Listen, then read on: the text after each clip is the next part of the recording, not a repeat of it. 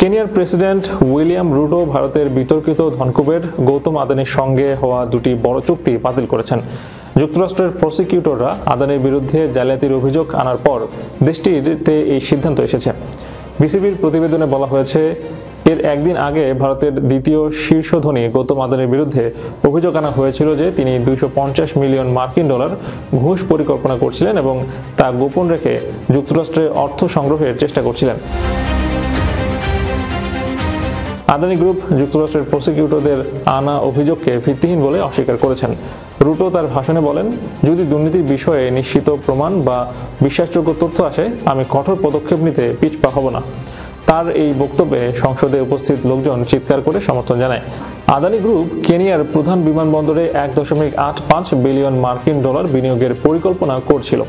চুক্তি ছিল যে তারা সেটি 30 বছরের জন্য পরিচালনা করবে। এছাড়া বিদ্যুৎ লাইন নির্মাণের জন্য জ্বালানি মন্ত্রণালয়ের সঙ্গে $736 মিলিয়ন একটি চুক্তি ছিল।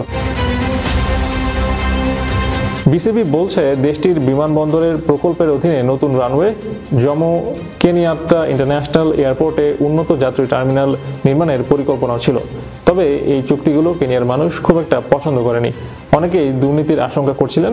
বিমানবন্দর চুক্তি নিয়ে গত সেপ্টেম্বর মাসে বিমানবন্দর কর্মীরা ধর্মঘট শুরু করেছিলেন। তারা মনে করেন যে এই চুক্তির ফলে অনেক কর্মী চাকরি হারাতে পারেন। দেশটির জ্বালানি মন্ত্রী আপিও ওয়ানডাই বৃহস্পতিবার সংসদীয় কমিটিতে বলেছেন যে বিদ্যুৎ লাইন নির্মাণ প্রকল্পে কোনো দুর্নীতি বা ঘুষের ঘটনা ঘটেনি। প্রেসিডেন্ট উইলিয়াম রুটো দুর্নীতির বিরুদ্ধে পদক্ষেপ নেওয়ার অঙ্গীকার করেছেন, বিশেষ করে তার প্রশাসনের বিরুদ্ধে বারবার ওঠা অভিযোগগুলোর প্রেক্ষিতে। তিনি আরও জানান, তার সরকার এখন বিমানবন্দর ও জ্বালানি প্রকল্পে নতুন অংশীদার খুঁজতে শুরু করবে।